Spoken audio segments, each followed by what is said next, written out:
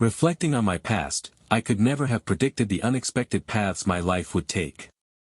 In my younger days, I was so certain about everything, filled with confidence and optimism. I was just starting out, full of dreams, hardly even considering the possibility of setbacks. My aspirations were simple but genuine: a loving family, a successful career, and maybe some adventure along the way. I was humble, rarely seeking attention, but always giving my best. Even as life's challenges began to appear, I believed that hard work and dedication could overcome anything. Meeting Jennifer was like stepping into a movie I never expected to star in. She entered my life without much commotion, but her impact was deep and immediate. From that moment on, everything seemed to revolve around building a future together. I believed our relationship was founded on mutual respect, trust, and a love strong enough to weather any storm. I threw myself into my career, determined to give our family the best life I could provide. But as time passed, subtle changes began to erode the foundation we had built. The life I had carefully constructed started to unravel in ways I could never have imagined. I was sitting at my desk, staring at my computer, when Jennifer walked in. Her late returns from work had become routine, and she rarely offered an explanation. It was nearly 10 p.m. The kids had long since eaten, done their homework, and gone to bed. They didn't even ask about her absence anymore, and that fact quietly crushed me. The kids had adapted, and truthfully, so had I. While reviewing our finances, the truth hit me hard. In the past 2 years, our financial situation had worsened significantly. Our income had dropped, but Jennifer continued to spend freely, as if nothing had changed. After paying the last of the bills, I realized we could barely make it another couple of months. I didn't notice how long she had been standing there, watching me. Lately, I'd been so lost in thought, I often lost track of time. Finally, with her arms crossed and a familiar look of cold detachment, she said, "Michael, I want a divorce." I didn't know what I felt in that moment. My mind was so heavy with doubt and self-hatred that I was almost numb. It wasn't funny, but I had to stop myself from laughing. After 17 years of marriage, she was telling me it was over. Everything we had built would be torn apart. Oddly, the rush of emotion almost made me smile. I felt a strange sense of relief as I looked at her, allowing myself one final glance at who she had once been to me before grounding myself back in the present. Fine, I said that I had always been better at programming than management. But programmers get promoted, first to project managers, then department heads, and eventually senior executives. That's how I ended up as a senior product development manager. It was a fancy title for what was essentially a glorified salesman. At the time, I was the most qualified for the job. I had nearly single-handedly created our flagship product line, nurturing it from concept to 6 full releases. I knew it inside and out. When clients had questions, I had answers. When employees had issues, I had solutions. A fresh haircut, a tailored suit, a pay raise, and a nice benefits package came with the promotion. I was mostly satisfied. Still, I missed programming. I missed the simplicity and creativity. In my role, there was no time for that, only meetings, calls, and corporate politics. I had to sit back and watch young, eager developers compete to outdo each other while I shuffled paperwork. Being the boss had its perks, but it wasn't fulfilling.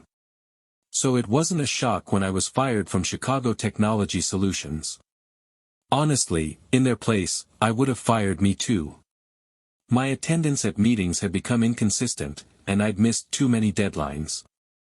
I didn't set out to lose my job, but I hadn't fought to keep it either. After leaving CTS, I spiraled into depression. It took nearly 3 months before I could even begin to pull myself out. Another month passed before I found a way to move forward, or at least survive. I might have lost my mind if not for the kids. Their daily routine gave me something to hold on to. Breakfast, school, snacks, homework, dinner, bedtime. Over and over.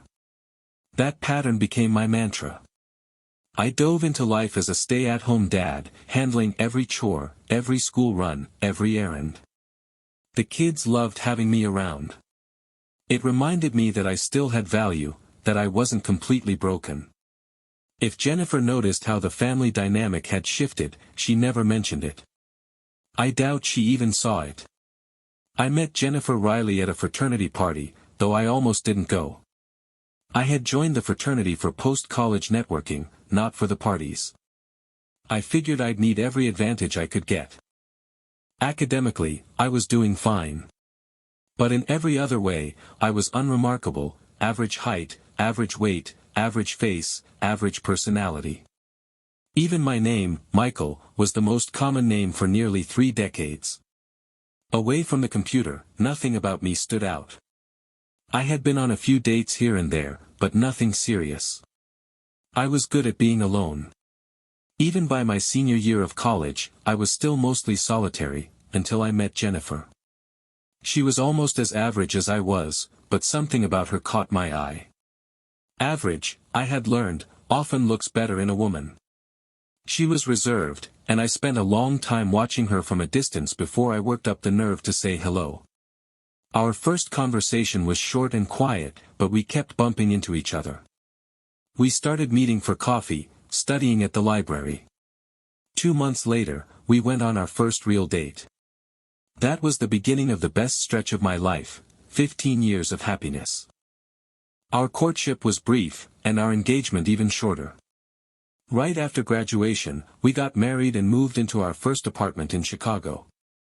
We commuted together on the morning and evening trains to our first jobs, barely scraping by, but happy just to be together.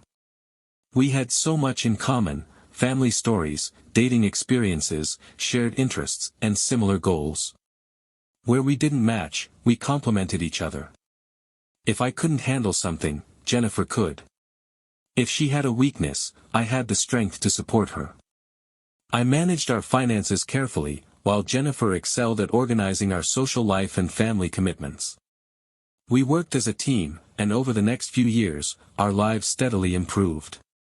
Both of us received several promotions, our circle of friends expanded, and we saved enough to buy our first home. That gave us the freedom to travel and enjoy life more fully. Our physical relationship, like everything else between us, began gradually. We held hands and shared gentle kisses from the first date and grew closer in more intimate ways after we became exclusive. We were both waiting for something meaningful, and it wasn't until the night we got engaged that we became physically involved. From then on, our passion deepened alongside our personal and professional growth. Jennifer left her job 8 years later, when our son Jacob was born. A little over a year later, our daughter Emily arrived. Yes, I know their names were some of the most popular at the time. It had unintentionally become a kind of family tradition. We bought a 3-bedroom house in the suburbs, added a dog, a family sedan, and a minivan. Life was going well: 2 kids, a pet, a home, and 2 cars. All pretty standard. I didn't think I could be any happier. But I was wrong. My promotion to manager came shortly after Emily's first birthday, almost as if it were a reward for years of quiet commitment to the middle-class grind. The salary wasn't extraordinary, but we weren't complaining. I had a flexible schedule and worked mostly from home, only going into the office for meetings.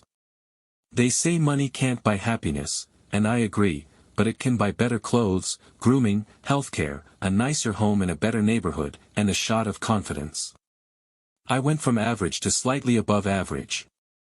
My wife, who I already thought was beautiful, became undeniably attractive. Our connection in the bedroom, which I had always considered fulfilling, became even stronger. We traveled more, spent more quality time with the kids, and steadily built our retirement savings. When Emily started elementary school, Jennifer decided she wanted to return to work part-time. She quickly found a role she was excited about at a new marketing firm. Her schedule fit well with the kids' school hours, and she finished her day just in time to pick them up. It felt like the perfect addition to an already stable life. We didn't need her income, so we saved all of it. I calculated that by the time the kids finished college, we'd be set for early retirement. I found out my wife was cheating on me by accident, 3 months before our 15th anniversary. It started on my birthday, or more accurately, 2 days before, though I didn't know it at the time. The signs were subtle at first. She told me she wanted to take on more responsibility at work, which required a few extra hours per week. I began picking up the kids more often, which I didn't mind. After a few months, I noticed she seemed more distracted. I asked her about it, and she said she was just feeling stressed about fitting in at her new job. I took on more household tasks to help ease her load. When our once vibrant intimacy began to fade, we had a conversation about it. She told me she was simply getting older and didn't have the same needs anymore. For a few weeks, we found some closeness again, but then it faded. I avoided bringing it up again, worried about starting a fight. I was nearing my breaking point when I found the gift. The weather had turned colder, and I was looking for one of my sweaters. Since I had taken over the laundry, I occasionally misplaced things. While searching through her closet, I noticed a pink box with a white ribbon tucked behind some old shoeboxes. It was from a lingerie store. The attached card, addressed, "To my beloved," made my heart race. For a moment, I stood frozen, debating whether to look or leave it alone. Eventually, curiosity won. I convinced myself that maybe I wasn't supposed to wait until my birthday. The card read, "Please forgive the packaging this came in. You can unwrap the real gift on your birthday, when I wear what's inside. Love, Jennifer." Over the next 2 days, I did everything I could to make her feel loved. I brought her flowers, gave her a foot massage, cooked her favorite dinner. But her reaction was indifferent. It felt like she was simply tolerating my affection. On my birthday, I made sure the kids had their homework done early. I didn't want any distractions from the surprise I thought was coming. I was surprised when Jennifer came home late. Even more confused when, instead of pulling me aside or saying anything about a surprise, she casually asked, "What's for dinner?" Trying to stay upbeat, I answered, "We're going out for pizza." The kids loved it, and I had even arranged a small surprise with the staff. Just before we left, the waiter brought out a slice with a candle and sang "Happy Birthday." I thought I saw a flicker of surprise in Jennifer's eyes, but she masked it quickly. "I'll give you your gift later, Michael," she said with a small smile. The drive home was awkward. I nearly got into an accident, my nerves on edge. It took the kids 15 minutes to get ready for bed, which felt like an eternity, and the next 15 minutes waiting for them to fall asleep were even worse. Eventually, Jennifer returned from a quick trip to the store. She'd gone out for milk. When I got to the bedroom, she wasn't there. I sat on the bed, anxious, expectant. A few moments later, she walked in wearing a flannel nightgown, no makeup, her hair in a ponytail. By now, my patience was gone. "When do I get my gift?" I asked. She climbed into bed, pulled the covers over herself, reached for the light, then paused. "Oh, almost forgot," she said. Reaching into her nightstand drawer, she pulled out a small box wrapped in leftover birthday balloon paper. "Happy birthday, honey," she said, handing it to me. That was it. She rolled over, turned off the light, and went to sleep that I was too stunned to open the box. The next day, my depression hit me full force. I kept replaying the entire evening in my head, trying to understand what I had done to ruin it. I was completely baffled. I stayed in that despair for almost 2 weeks. That damn gift haunted me, taunting me, reminding me of my failure. I had heard all the clichés before, the husband is always the last to know, and so on. I have to admit, I was genuinely clueless. The idea of Jennifer cheating on me had seemed impossible. I hadn't even considered it. But that was the first thought that came to mind when, 13 days after my birthday, she called and casually said, "I'll be home late. It's Alan's 30th birthday, and the team is throwing him a party." I don't remember replying. I don't even remember walking to the bedroom closet. But I do remember staring at the empty space where my birthday gift had been. For a long moment, I thought I might be having a heart attack, and for just a second, I almost hoped I was. That it would all just stop. Alan Henderson was Jennifer's boss, an arrogant, smug advertising executive a few years younger than both of us. I'd only met him once, but his phony charm left a bad taste. He came off as completely fake. Emily's voice snapped me out of it. "Are you okay, Dad?" she asked, watching me with concerned eyes. I blinked and looked at her. "I'm fine, honey. Dad just ate something that didn't agree with him. I'll be out in a minute." I eventually left the bathroom, though I barely remember what happened after that. I recall reaching for a dusty bottle of scotch. Judging by the pounding headache I woke up with, I had several glasses. I had no idea when Jennifer came home. The next morning, I found her in the kitchen, feeding the kids as if nothing unusual had happened. She moved through her routine with ease, and the only hint of tension was the subtle shudder she gave as she sat down at the table.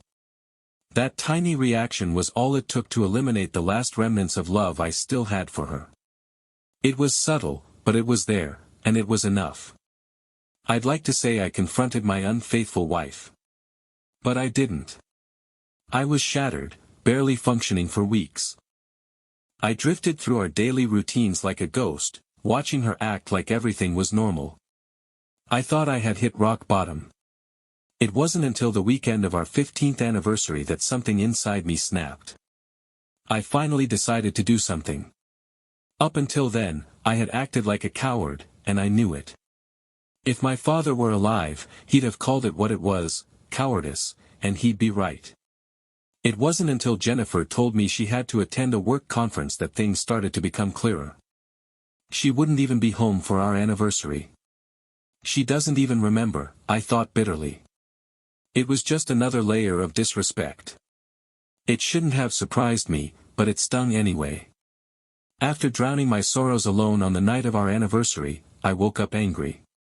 Enough, I told myself. I called a lawyer and set up an appointment. I was ready to end this charade that I thought things couldn't possibly get worse. I was wrong.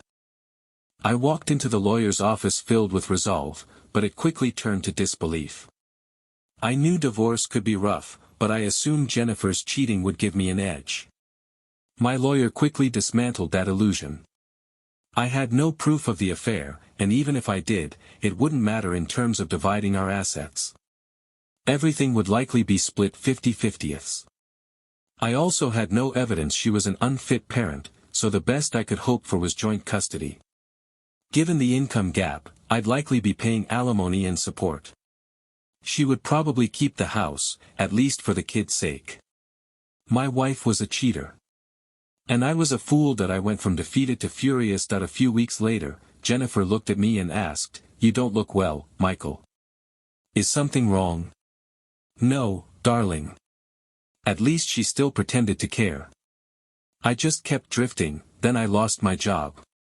At the time, it felt like another blow, but it turned out to be the best thing that could have happened to me. I was watching the evening news, absorbing one grim story after another, when something hit me.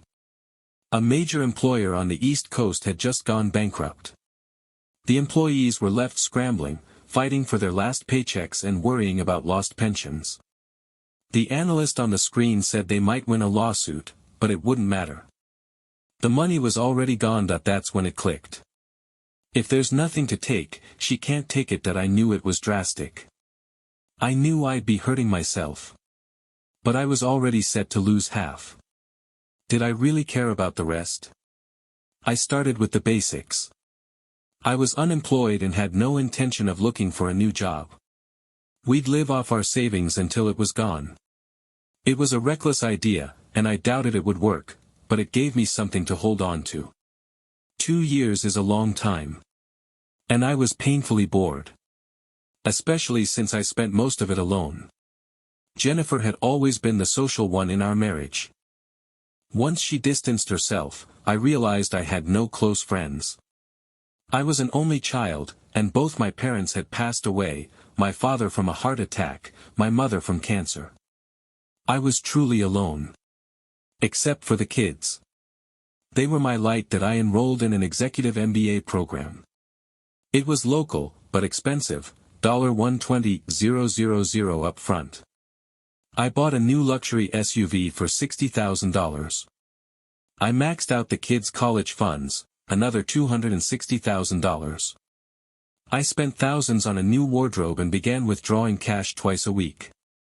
I dropped the kids at school, head to the bank, then to the lake. I never actually gambled. I just made sure to pick up receipts from the casino, lunch, snacks, parking, just enough to suggest I had been there. The cash went into a safe in our garage. My backup plan, in case the divorce went sideways. One last major expense, surveillance that I hired someone to track Jennifer and her lover. I got everything, photos, videos, a daily log of her activities. I'm embarrassed by how much it cost. You might wonder if she noticed the spending. I'd say yes, except for the gambling part. I had to tell her about the college fund withdrawal, since it needed her signature. She saw the new car. She saw the clothes. She never said a word. Maybe she assumed I was still working. Maybe she thought we were financially secure. She even made a few large purchases herself, and I didn't ask. I often wondered who her new lingerie was really for. We never spoke about it. We lived like polite strangers under one roof, each avoiding the other. My time with the kids was everything to me. I supported every hobby they wanted to try. We did homework together, played games, went to the park, rode bikes, and watched movies. I started cooking. They liked helping. I found simple recipes and let them take turns. Jennifer was around, occasionally. I never excluded her from family moments, but I never asked her to join either. If she wanted to, she did. Quietly. Meanwhile, I received weekly updates on her activities. At first, I thought she was just involved with her boss. But it turned out there were others. Colleagues. Even clients. Watching it unfold, I felt sick. She had already fallen in my eyes, and having proof didn't make it better.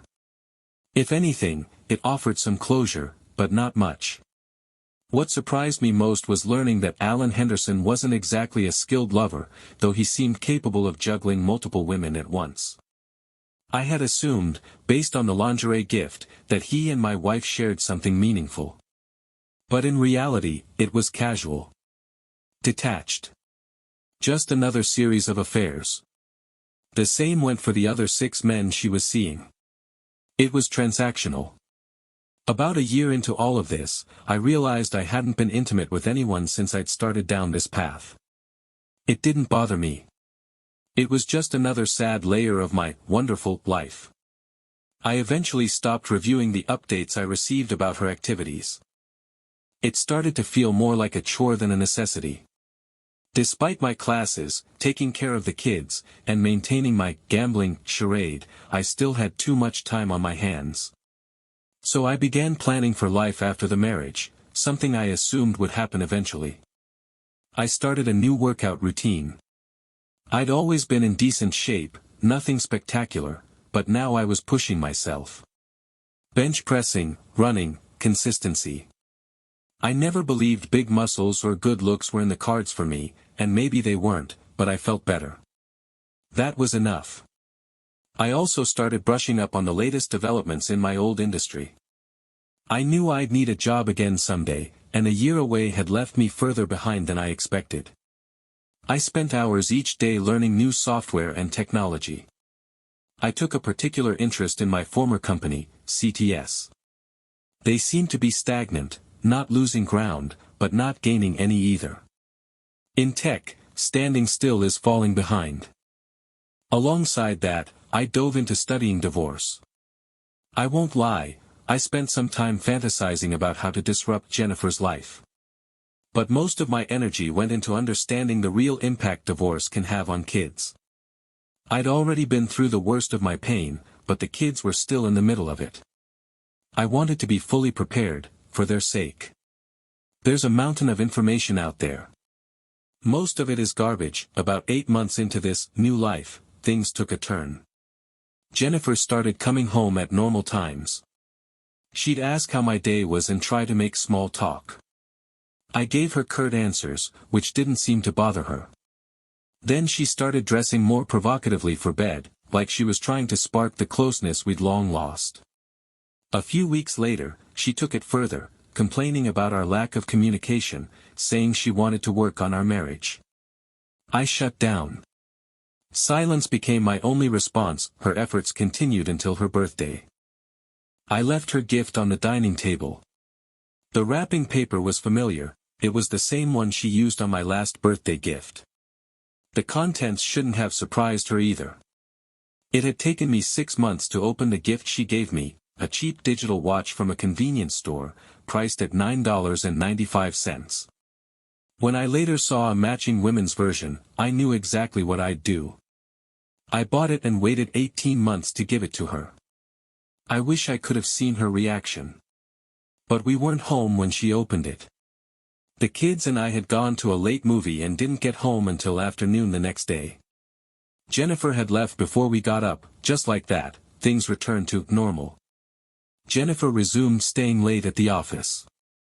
We barely spoke. Then, finally, the day I had waited for arrived. "Michael, I want a divorce."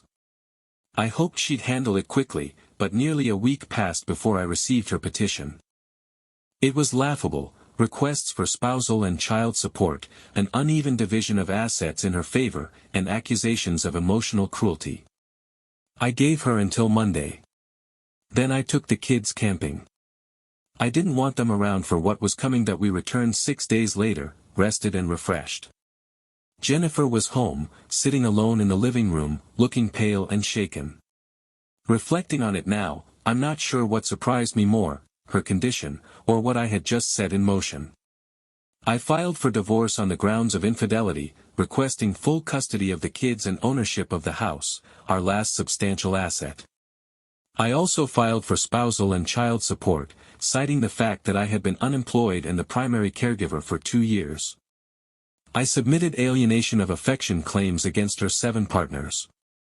I had no illusions of winning, but Illinois law permitted it, so I used it. In addition, I filed civil suits against her employer and 3 client companies, alleging that they had knowingly facilitated her misconduct. Again, I didn't expect to win, but the bad press might help my position. Finally, I mailed a DVD, labeled Jennifer's Greatest Hits, to her parents and close friends. Not because I wanted to hurt her family, but because I wanted her to know I wasn't bluffing. She must have known what I had on her. It was all included in my counterclaim. But I didn't want to take any chances. The kids had a quick snack and headed to their rooms, barely acknowledging their mother.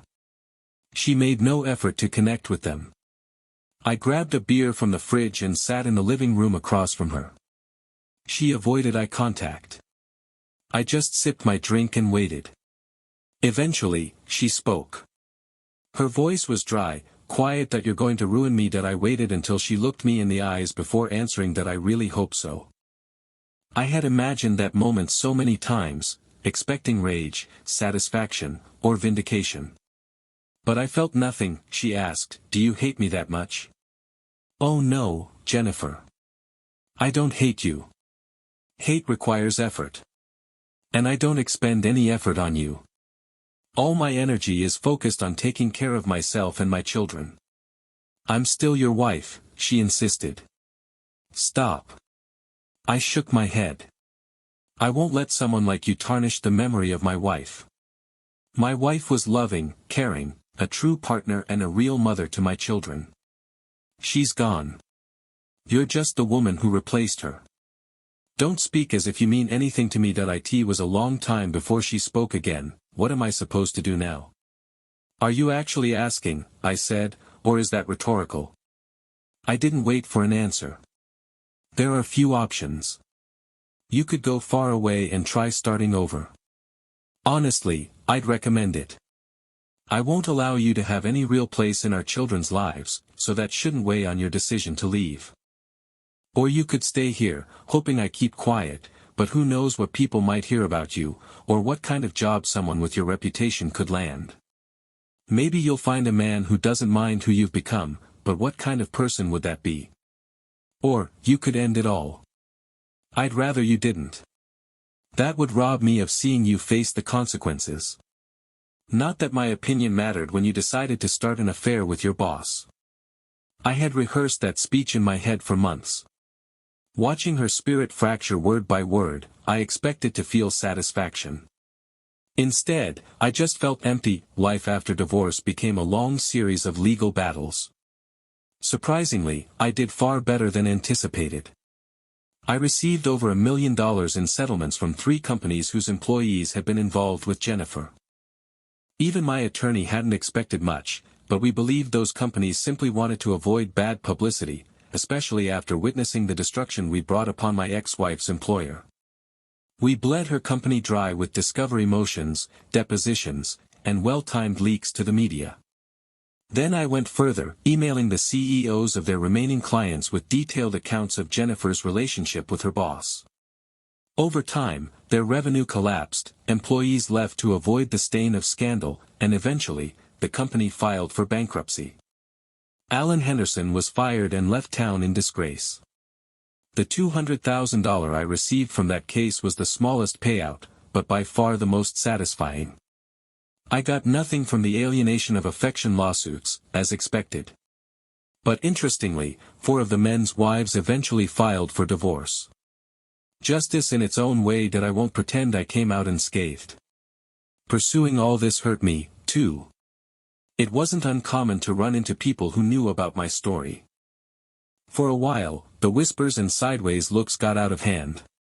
But oddly, I didn't care. I already felt like a failure. Their words couldn't reach me.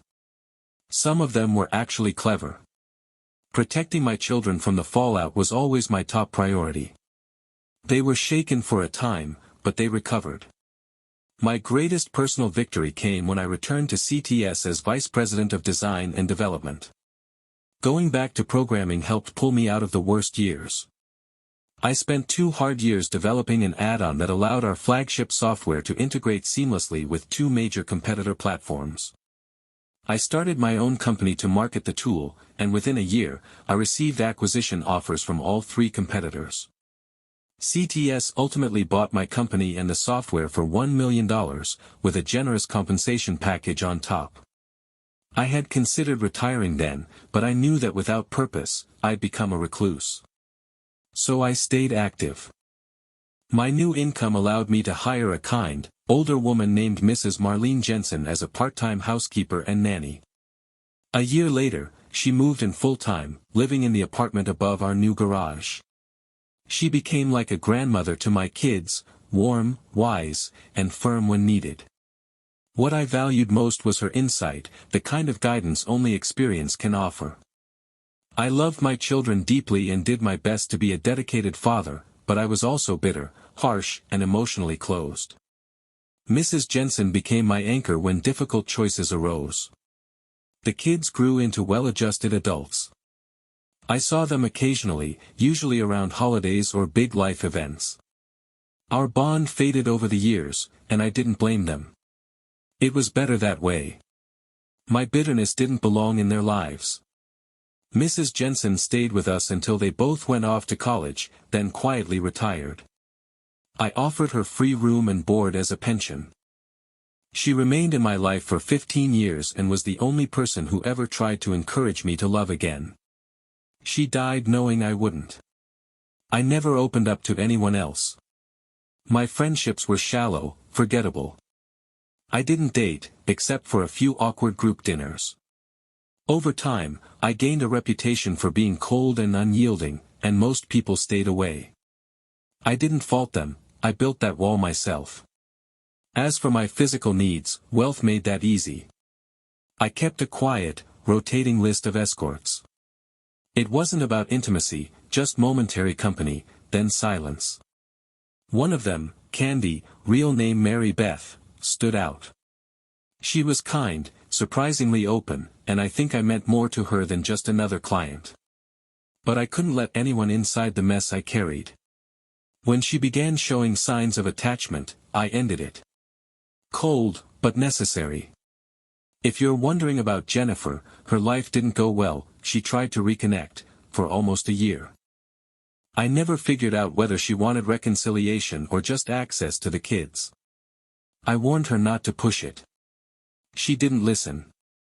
She stayed in Chicago, and I made sure her past greeted her at every turn. Job applications, interviews, somehow her background always surfaced.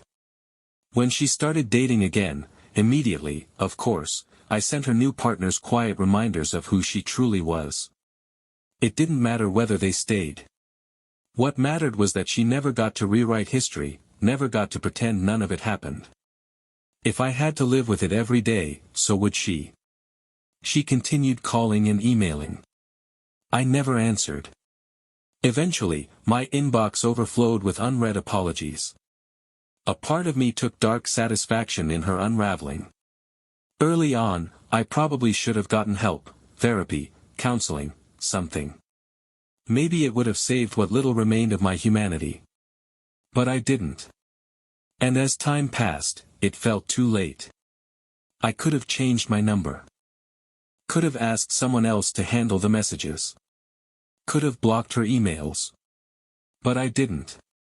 I let the messages pile up, because they reminded me of everything she'd taken from me, and everything she'd lost. Yes, things spiraled. She claimed she still loved me. Claimed she'd suffered enough. So I sent her a final message, a gift and a simple note.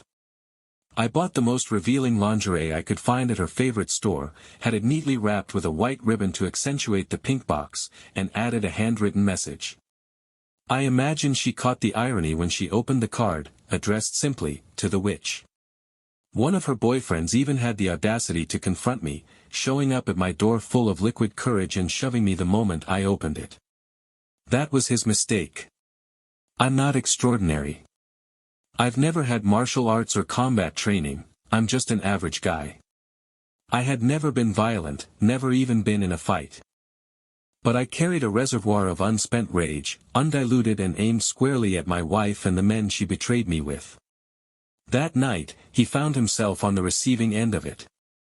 I walked away with minor burns and a cracked rib. He was lucky to survive. He pled guilty to misdemeanor assault and trespassing and received probation. The years of reconstructive surgery and physical rehab probably left a far more lasting impression on him than any jail time could have. After that, Jennifer stopped trying to reach me. Eventually, I stopped monitoring her altogether. The last I heard, she had taken a job cleaning motel rooms at a roadside inn in rural Virginia, 700 miles away.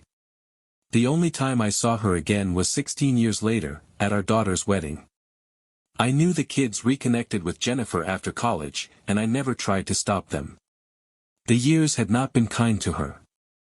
She'd gained at least 40 pounds, her face was lined with deep creases around the mouth, and she bore the unmistakable signs of years of smoking, a new habit. She looked older, worn down, defeated. And yet, somewhere beneath it all, I could still faintly see the woman I once loved.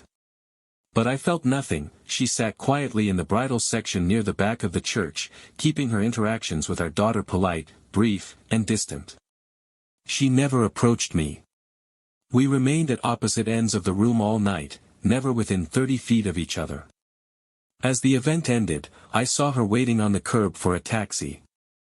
That's when I noticed the modest gold ring on her finger, set with a tiny diamond.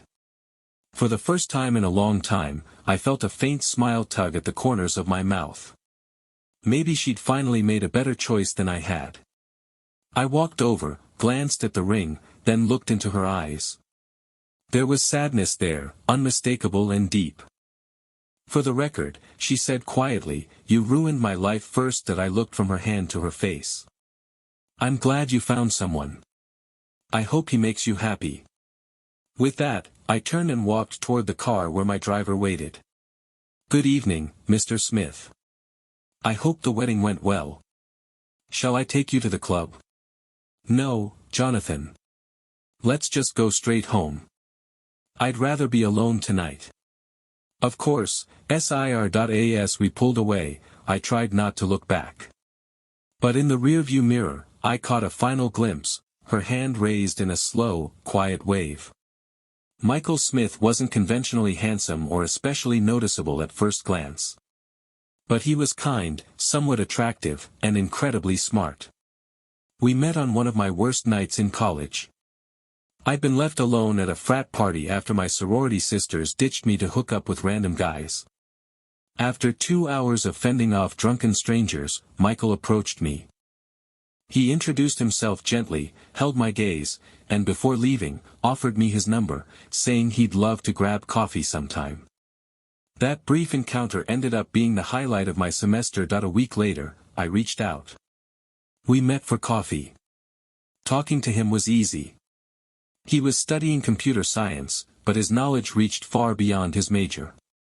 When I mentioned my struggles with ancient philosophy, a required course for my business and advertising degree, he offered to study with me. That night, in the library, he patiently walked me through the material, adjusting his explanations until I understood, never once making me feel inadequate.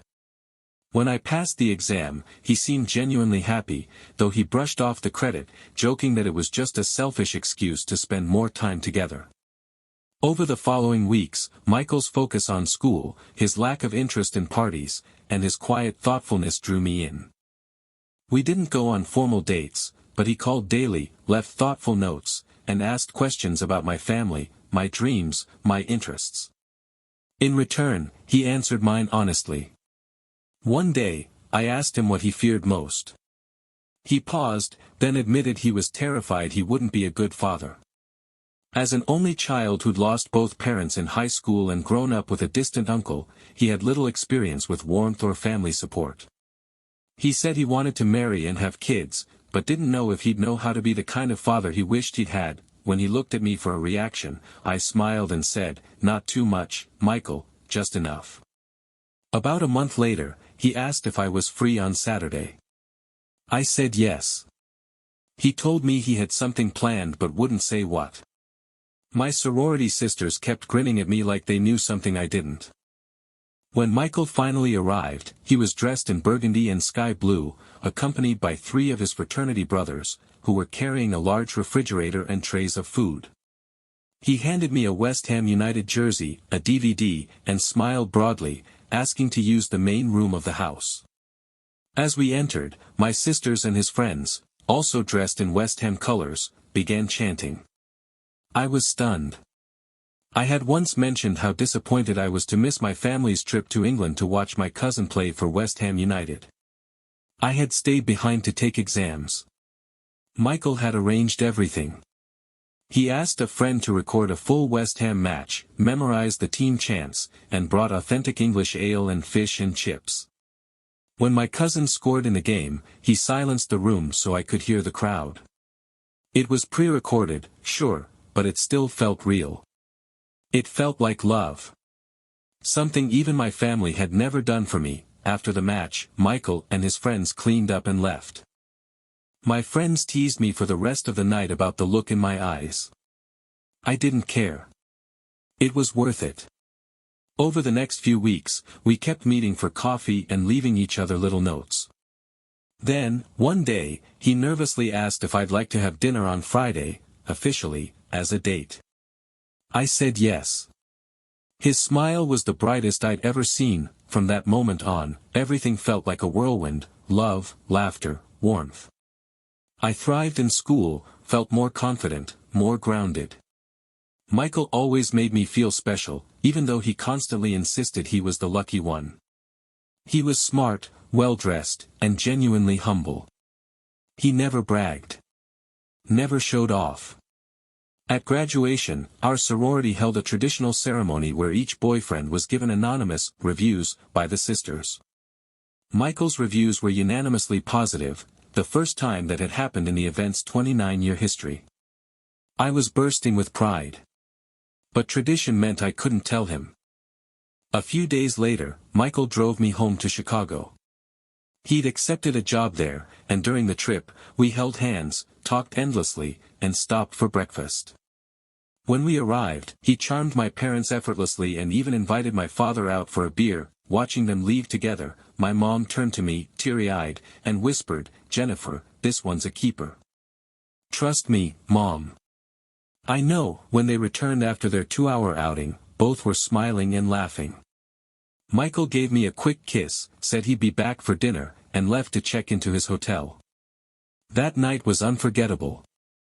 After a romantic Italian dinner, Michael proposed on the Willis Tower skydeck, overlooking the stunning Chicago skyline, a view that seemed to reflect the happiness I felt inside. Back in college, being a virgin had made me feel embarrassed, like I was the last one in my sorority. But that night, it became a meaningful gift. Michael was equally inexperienced, yet he was tender, loving, and patient, making it an intimate, deeply emotional first experience. When I asked how he was so gentle and attuned, he simply whispered, "I read a lot of books." Our life felt close to perfect. Michael quickly landed a great job and steadily moved up the ladder. Our first decade of marriage was filled with joy and personal growth. Our children enriched our lives. Though those years aren't central to this story, I now realize it was during that time that the cracks began forming, slow, quiet, but real. I allowed my insecurities to take root because I never shared them with Michael. He had always been open, even about his fears. He treated me as an equal in every decision, despite his higher income and financial savvy. Most of the time, I felt valued. But there were moments I felt inadequate, like I wasn't contributing enough. I never told him. But now I know that if I had, he would have helped me. He loved me deeply and would have supported me in anything. Over the years, those insecurities grew. By the time our kids started school, I began to feel a need for something of my own. I didn't want another man. I loved my husband and felt secure in our relationship.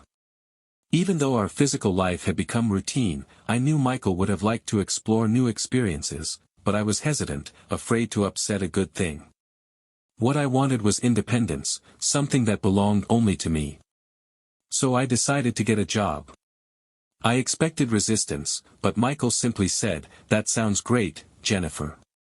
Whatever makes you happy." With his support, I embraced my new role, feeling empowered and self-sufficient. Looking back now, my early pride in that independence feels painfully naive. But at the time, it was thrilling.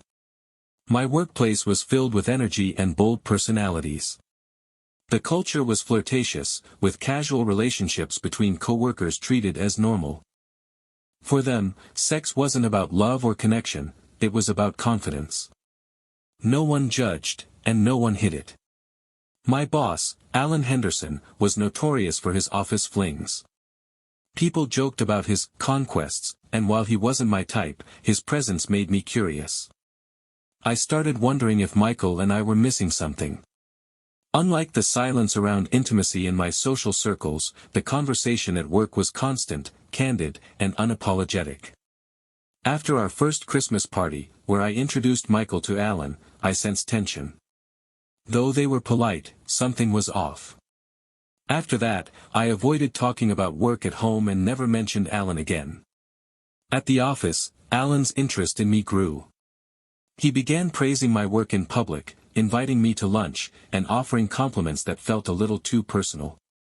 Months passed. I let myself get pulled in by the attention. I can't recall the exact moment I ended up half-dressed on his desk after hours, I only remember the rush. For the first time in years, I felt noticed. Desired. But it wasn't love. Looking back, I see how deeply I betrayed Michael, my true partner, the man who had gently tried to reignite the spark in our marriage while I ignored him. Alan's manipulation became clear the moment I tried to end things. He laughed in my face, tossed me out of his office, and the next day, left a package on my desk. Inside were compromising photos and a note instructing me to meet him at 5:30. Those photos kept me bound to him for 18 more months. I felt trapped, forced into situations I hated, a pawn in Alan's twisted game. Eventually, I found the strength to say, "I've had enough. Show the photos if you want." His mocking laugh was all the answer I needed. It was over. I walked away, ashamed, exhausted, and relieved. When I returned to reality, I was stunned by the state of our home. Michael and the kids were doing just fine, thriving, actually. Deep down, I had expected them to fall apart without me. But they didn't. I saw a new car in the driveway, Michael in well-tailored clothes, confident, composed. He was clearly managing everything on his own. That realization crushed me. I resolved to make it right. I'd been selfish. I would devote myself to them from now on. But a distance had already formed. Michael never yelled or argued, he just treated me like a stranger. I tried seduction, lingerie, hints. Nothing worked. He barely touched me. Months later, I faced the truth, our marriage had no warmth, no intimacy, no communication. I couldn't live in that void. I suggested marriage counseling. That's when Michael truly shut down. Not just emotionally, completely. He went silent for weeks. It pushed me to the edge. When my birthday came, I allowed myself to hope. Surely he wouldn't ignore me on my birthday. I was wrong that I came home expecting a celebration. The house was dark and silent. On the dining table was a single, small box. I didn't need to open it. I already knew. Years earlier, I had forgotten Michael's birthday and, in a panic, grabbed a cheap watch from a convenience store, promising I'd replace it with something meaningful later. I never did. That night, the box held an identical watch, his way of remembering what I'd never bothered to fix. I was furious. Keeping the kids from me on my birthday felt cruel. That gift, so pointed, crossed the line. I should have known something was terribly wrong. The symbolism was undeniable. But I let my anger blind me. Michael had always been kind, patient, loving. He wasn't vindictive. And yet, here we were. If I had stopped then, confessed everything, asked for forgiveness, maybe there would have been hope. But I didn't. I started thinking about divorce, sad but resolute. I spent weeks meeting with my lawyer, laying out my version of events. I spoke of Michael's distance, the silence, the refusal to go to counseling. She told me I had a case. I'd be compensated fairly. It felt like reclaiming power, my way of moving on. All that remained was telling him that I stood silently in the doorway to his home office, staring at the man who had once been my husband, my soulmate. He looked like the same person, but he wasn't. Finally, I spoke, "Michael, I want a divorce." A long silence followed. He showed no emotion. If anything, it almost looked like he was smiling. Or maybe it was shock. It had to be. His response was so calm, so composed. "Fine," he said. That was it. The following Friday, he was officially served. That weekend, Michael was in a surprisingly good mood. If he was trying to make amends, it was too late. I was in no mood for reconciliation. He even walked me to the door on Monday morning as I left for work, but it felt hollow. Too little, too late, I thought. The moment I stepped into the office, an uneasy feeling crept over me, though I couldn't quite explain why. In the conference room, my boss, the company president, and our corporate attorney were engaged in a heated argument, papers flying across the table between them. Their commotion was so intense that I didn't even notice the man standing by my desk until he spoke, making me jump. "Jennifer Smith." I blinked, startled. "Yes." He handed me a thick envelope. "You've been served." He snapped a quick photo of me and walked away without another word. I hadn't even had time to sit down, let alone process what had just happened, when an HR manager and a security guard appeared beside me. "Mrs. Smith, you are being suspended pending an investigation into allegations of inappropriate conduct in the workplace. Please gather your personal items and leave the premises," the HR manager said. It was humiliating. I packed my belongings under the silent stares of coworkers, my shame thick in the air. Being escorted out like a criminal was even worse, that I had no idea what was happening. I was barely out of the parking lot when my phone rang. It was my lawyer. She didn't even let me say hello. "What the hell did you do?" she shouted. "You didn't tell me half of this.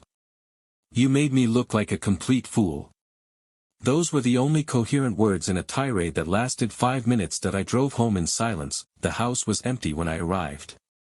Only after I'd calmed down did I remember the envelope I'd been handed. That's when I realized the full scale of the nightmare I had set in motion. Michael's counterpetition was devastating. Nearly every affair was documented. The money? Gone. He'd spent almost all of our savings. But it was the word infidelity, bold, final, that hit me the hardest. I thought it couldn't get worse. I was wrong that I called my parents for support. My father answered, called me an idiot, and hung up. He didn't need to explain why. I already knew. Those next 7 days were the loneliest of my life, though in hindsight, they were among the better ones. Later, I found a handwritten note from Michael. He had taken the kids camping and would be back Sunday. That first night, around 7 p.m., my oldest friend Rebecca called. She told me Michael had sent her a DVD and warned me not to watch it. "You don't want to know," she said quietly. Over the next few days, my lawyer explained just how hopeless things had become. I had been fired for misconduct. Michael had filed lawsuits against my company, several of our clients, and every man I had been involved with. I would likely lose custody of my children and nearly everything else. At that point, I was willing to agree to anything, if only Michael would stop the legal onslaught. That I tried to prepare myself for his return, but when he finally walked through the door with the kids, I broke. They walked past me as if I didn't exist.